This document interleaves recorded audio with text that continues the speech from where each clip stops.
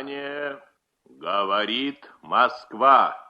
Передаем важное правительственное сообщение. Граждане и гражданки Советского Союза, сегодня в 4 часа утра, без всякого объявления войны, германские вооруженные силы атаковали границы Советского Союза. Началась Великая Отечественная война советского народа против немецко-фашистских захватчиков.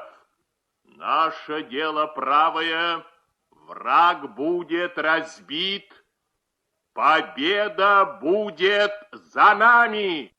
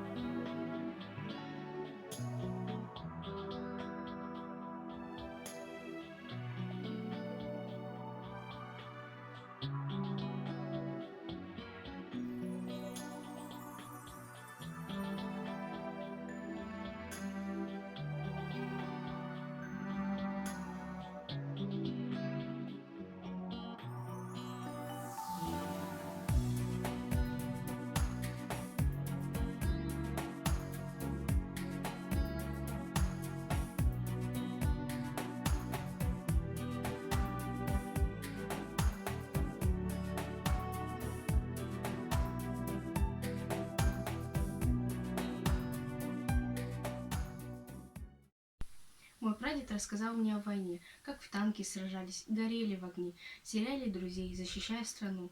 Победа пришла в 45-м году. Вечернее небо победы салют, солдаты наш сон берегут. Я вырасту, детям своим расскажу, как прадеды их защищали страну.